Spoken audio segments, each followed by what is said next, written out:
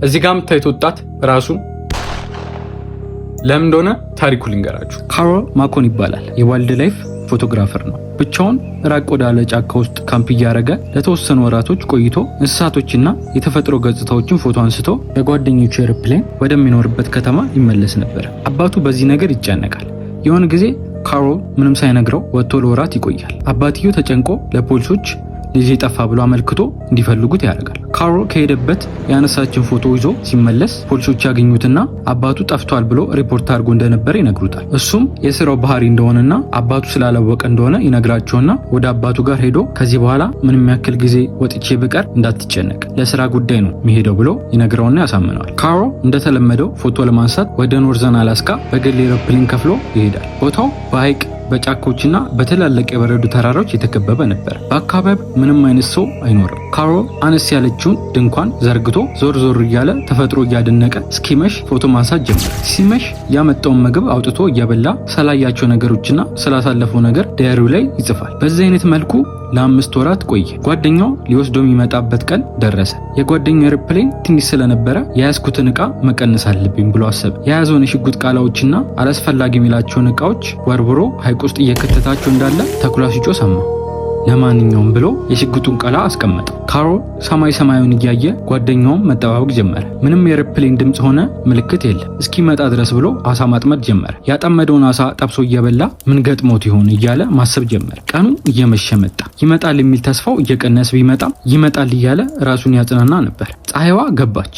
መጨናነቅ ጀመረ። ምናልባት ያልኩት ቀን ተዛብቶበት ይሆናል ነገ ይመጣል እያለ ራሱን ያጽናናል። በንጋታውም አልመጣም። እስከ ሳምንት እስኪሞላው ድረስ ተስፋው አልጠፋም ነበር። ጓደኛው መጥቶ እንዲወስደው የጠየቀውን ቀን በደንብ ማስታወስ ጀመረ። ባር ቁጭ ብለው እየጠጡ ሞቅታ ውስጥ ሆኖ ነበር የጠየቀው። ችግር የለውም አያሳስብህ ብሎት እንደነበር ትዝ አለው። በደንብ እያስታወሰ ሲመጣ ፕሮግራሚንግ ቼክ አድርጌ እንዳለው ትዝ ይለዋል። ለጉዞ መጓጓቱና በደንብ ባለማረጋገጡ እያሰበ በራሱ ይናደዳል። ጓደኛው እስከ መጨረሻው ድረስ እንደማይመጣለት ተረዳ። መጨናነቅ ጀመረ። ያለበት ቦታ ላይ ክረምት ሊገባ 1 ወር ነው የቀረው። ያሉትን ምግቦች ሊያልቁ ነው። ተነስቼ የሆነ ነገር መፍጠር አለብኝ ብሎ አሰበ። ያለበት ቦታ ላይ በቆየበት ጊዜ ለ5 ወራት ያክል አንድም ኤሮፕሌን ዝርም አላለም ነበር። በእግር ካለበት 120 ኪሎ ሜትር በኋላ ያለችውን ዩካን ከተማ ለመሄድ አሰበና አደገኛ ቁልቁለትና ተራሮች ትዝ አሉት። ሐሳብ ላይ ያለ ጥንቸል እየዘለለች ወደ ጉድጓዷ ስገባ ያያታል። ቢያንስ ጥንቸሏን ብበላ የመቋቋም አቅም ይኖረኛል ብሎ አድኑ ይዞ መብላት ይጀምራል። ድንገት የኤሮፕሌን ድምጽ ሰማ።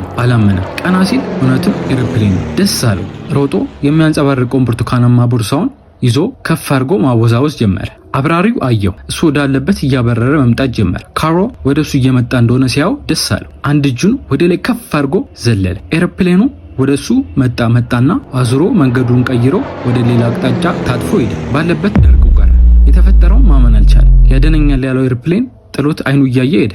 አላየኝም ይሆን እያለ ራሱን እያጽናና ድንጋይ ላይ ቁጭ ብሎ ወደ ላይ ያንጋጠጠ አውሮፕላኑም መጠባበቅ ጀመረ። ምንም የለም። መሸ። ዲያሪውን አውጥቶ የተፈጠረው ሊጽፍ ሲል ከዲያሪው መሃል የነበረው ወረቀት ሾልኮ መሬት ላይ ወደቀ። አንስቶ እያየው ማዘን ጀመረ። በግል ኤሮፕሌን ወደዚህ ስፍራ ሲመጣ አብራሪው የሰጠው ወረቀት ነበር። ኤሮፕሌኑ ለምን ጥሎት እንደሄደ ገባው። አንድ እጁን ወደ ላይ ማድረግ ሁሉም ሰላም ነው ሂድ ማለት እንደሆነ አነበበ።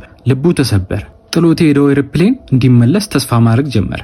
ነገር ግን ፕሌኑ አልተመለሰም። ወር ሞላው። ምግቦቹ አለቁ። በረዶ አካባቢውን ከበበው። አሳ የሚያጠምድባት የነበረችው ሐይቅም ደረቀች። መክሳት ጀመረ። እያለ በሽታ ያዘው። በጠና ታመመ። እሳት እያነደደ የሚሞቅበት እንጨትም አለቀች። ህይወቱ ላይ ተስፋ ቆረጠ። ዲያሪውን አውጥቶ የመጨረሻ ቃሉን ጻፈ። they say it doesn't hurt። ሽጉጡን ከተቀመጠበት አነሳና ቃላውን ከካርቶን ውስጥ አውጥቶ ጭንቅላቱ ላይ ደቅኖ